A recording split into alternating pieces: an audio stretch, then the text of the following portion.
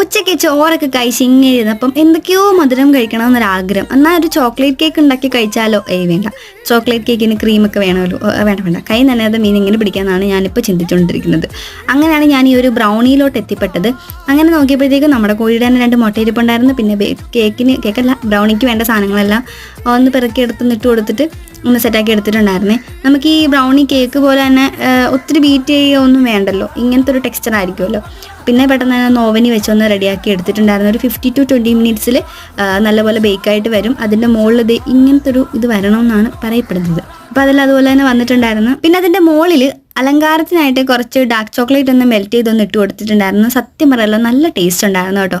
അപ്പോൾ ഞാൻ ഈ brownie all Kerala delivery available ആക്കിയിട്ടുണ്ട്. അപ്പോൾ ആർക്കെങ്കിലും വേണമെങ്കിലും ഒന്ന് മെസ്സേജ് അയച്ചാൽ മതി. ഇൻസ്റ്റഗ്രാമിലോ വാട്സപ്പിലോ എവിടെയെങ്കിലും അയച്ചാൽ മതി കേട്ടോ. ഞാനിത് അയച്ചു തന്നെ ആയിരിക്കും. അപ്പോൾ വീഡിയോ ഇഷ്ടപ്പെട്ട് ലൈക്ക് ചെയ്യാൻ, നമ്മുടെ ചാനൽ ഒന്ന് സബ്സ്ക്രൈബ് ചെയ്ത് സപ്പോർട്ട് ചെയ്യാം കേട്ടോ. അപ്പോൾ ഓക്കെ, ബൈ ബൈ.